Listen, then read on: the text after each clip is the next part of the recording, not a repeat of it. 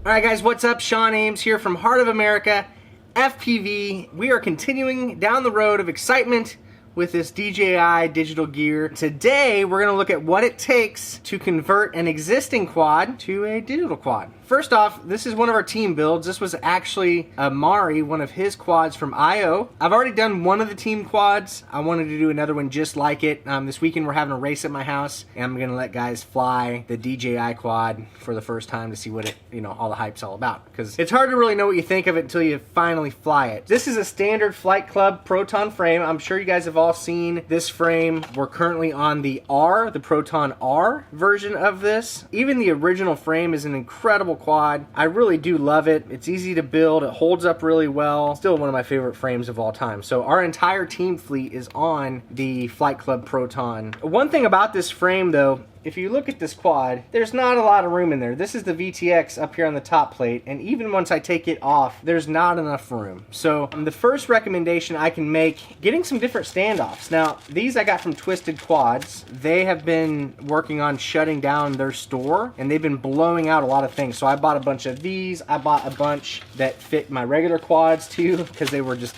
incredibly cheap. This is what I think is going to be the easiest solution to incorporating the DJI HD system into your quad. Most quads are built in a way that if you need more space, all you really got to do is go out and buy some different standoffs. Let's crack this open real quick and see what the current standoff length is. So the original standoff in this quad, let's check it out here. I'll stick it up here. You can take my word for it. It's right at 25 millimeters. So what I bought from Twisted Quads was a standoff that is 35 millimeters. So 10 millimeters longer to give us the space we need. Now, here's my ugly one. To be honest, I just kind of eyeballed all this because on this one I had added some nylon standoffs, as you can see. Not the ideal way to do that. Just so we can see how close to 10 millimeters were those nylons I added. Yep, so the nylon standoffs in there, you can't really see that, but they're 12 millimeters. So this next one I build is going to be about 2 millimeters shorter. I think we're going to be okay.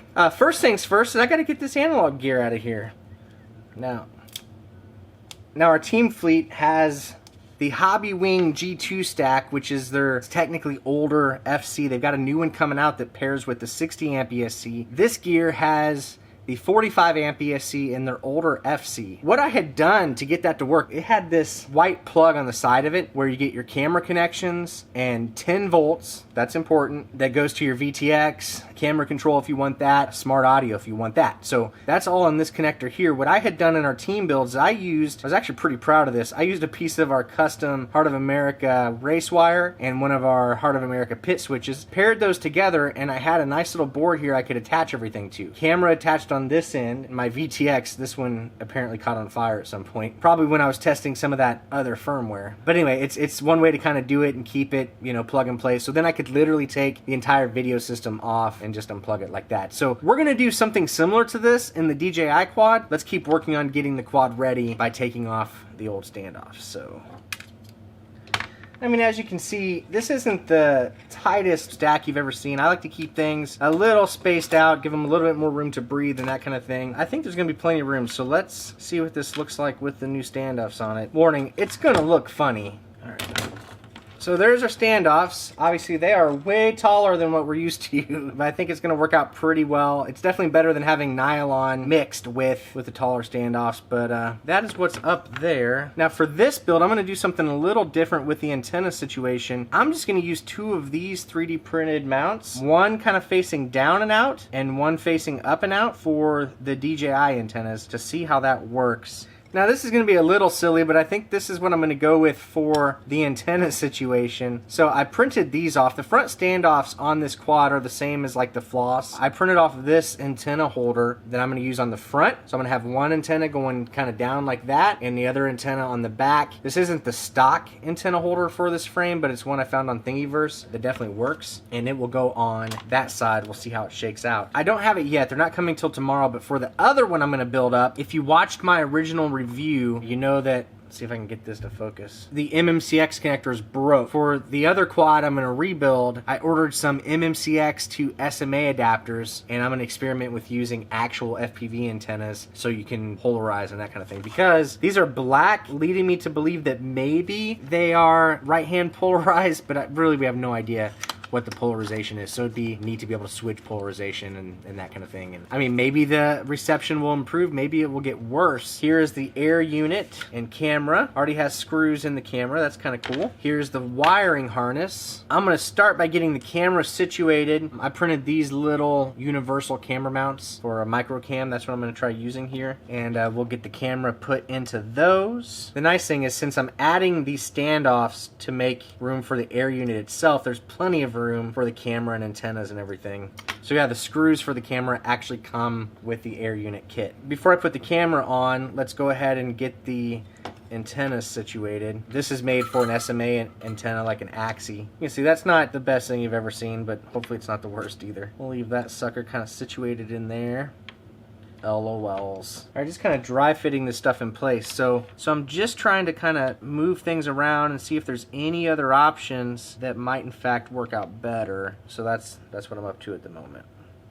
Now, if you're like me and you build a lot of the same quad over and over again, like I tend to get my setup for racing and I leave it. I don't really change things ever. Anytime I'm dealing with new parts, these are the kinds of things that I have to spend time figuring out. Alright, so after messing with this for a good long while, this is what I kind of settled on. I took a soldering iron to just this rear mount and I used a Velcro strap. Don't judge. This isn't perfect. There's just not good mounting options for the antennas yet for my frame here, but this is going to work. I'd use a zip tie, but I don't have any around. This is what we're going to go with. I think it'll end up working out okay. Next, I need to get the DJI harness kind of ready. There's some stuff that we absolutely need to take into account. The big one is that air unit only operates on 7 to 17.8 volts. So this is only going to be good up to 4S. Now, luckily, our team builds are 6S, but in running the Hobbywing gear, and I would say that if you're wanting to do a DJI build at all, definitely consider the Hobbywing gear, whether it be the old generation or the new generation. The old generation stuff, the ESC actually has a 10 volt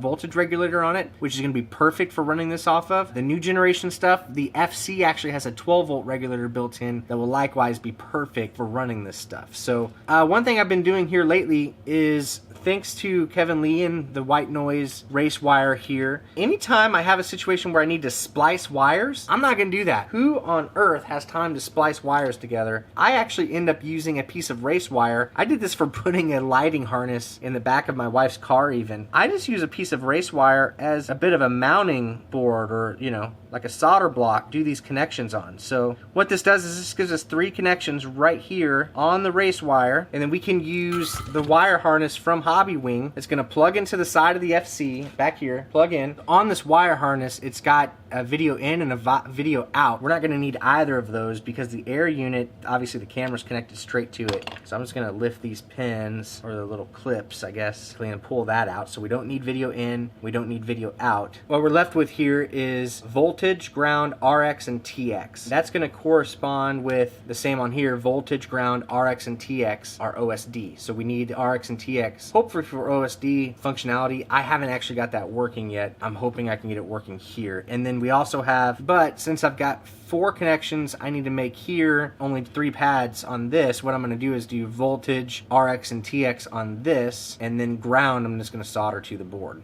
We'll see how that goes. So I can remove the ground pin from this connector. So this is the way I've got it wired up. We've got the wire harness that goes to the FC on the right side, voltage, RX, and TX that go to the air unit on the left side, and I'm going to solder up the ground to the FC directly. I initially thought I might put this on the top plate, but the air unit's just too big. So I'm going to put it down here on the bottom plate, kind of tucked in under the camera. There we go. Had to move it a little closer. All right, so there's that, and right in here is a ground, so let's get that soldered on.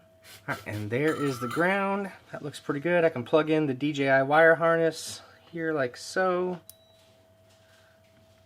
So there's all of that. Now let's see if we can get the antennas plugged in. Cables are always a little finicky. That is coming together pretty nicely. I ended up leaving that antenna mount under there in case I do end up using regular SMA antennas. I might go ahead and put one in the front and one in the back since I'll have the extension cables. But let's get some VHB foam tape for the air unit, which isn't ideal because these air units do get super duper hot. I don't know. Not a lot of room for everything, so I'm just trying to line it up Alright, so I got it together.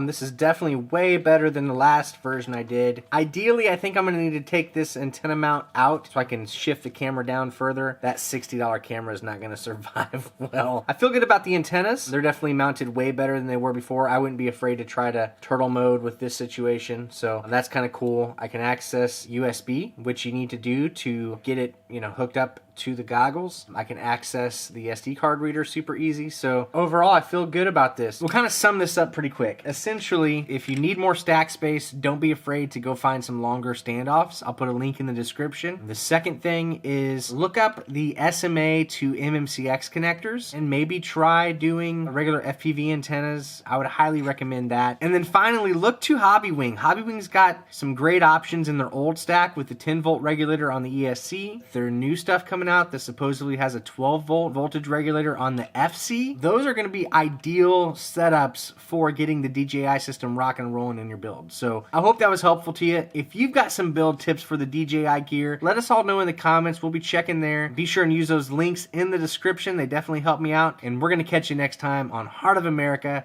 FPV. Later.